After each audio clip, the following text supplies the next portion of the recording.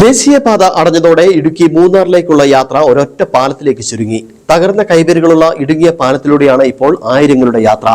മണിക്കൂറുകൾ നീളുന്ന ഗതാഗതക്കുരുക്കും മേഖലയിൽ രൂക്ഷമാണ്.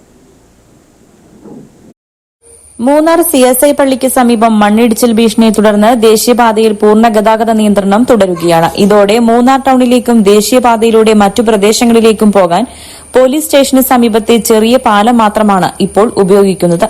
പാലത്തിന്റെ അപകട സാധ്യത കണക്കിലെടുത്ത് ബസ്സുകളും മറ്റു വലിയ വാഹനങ്ങളും പാലത്തിലൂടെ കടത്തിവിടുന്നില്ല. ചെറിയ വാഹനങ്ങൾക്ക് മാത്രമാണ് യാത്രാനുമതി. എന്നാൽ ഇടുങ്ങിയ പാലവും തകർന്ന കൈവരികളും യാത്രയെ കൂടുതൽ അപകടകരമാക്കുകയാണ്. ഒരേ സമയം വളരെ കുറച്ച് വാഹനങ്ങൾക്ക് മാത്രമേ പാലം വഴി കടക്കാൻ കഴിയൂ. വിനോദസഞ്ചാരികളുടെ തിരക്ക് കൂടിയാകുമ്പോൾ രാവിലെ മുതൽ രാത്രി വരെ മണിക്കൂറുകൾ നീളുന്ന ഗതാഗതക്കുരുക്കാണ്. ഗതാഗത നിയന്ത്രണം പോലീസിന് വലിയ തലവേദനയും ആവുന്നു. இப்ப எல்லா வண்டிகளும் போக்குவரத்து எல்லாமே நமக்கு மூணார் போலீஸ் ஸ்டேஷன் ஹைவே வழி ஒரு சின்ன பாலம் இருக்கு. அந்த பாலத்து வழி போஸ்ட் ஆபீஸ் ஜங்ஷன்ல போய் ஜாயிண்ட் ஆகுது.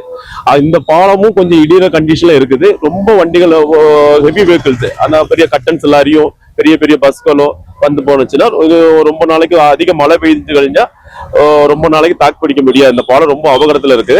அந்த CSI பக்கத்துல உள்ள மண் இடிஞ்சல கொஞ்சம் சரியாக்கி செஞ்சு விட்டாச்சுன்னா நமக்கு மெயின் கூட சிட்டிக்கு வர பஸ்ஸுகளும் பொதுமக்களுக்கு வர சின்ன வாகனங்களும் ஆட்டோ ரிக்ஷாவும் எல்லாம் போய் നല്ല ഈസിയാ இருக்கும்.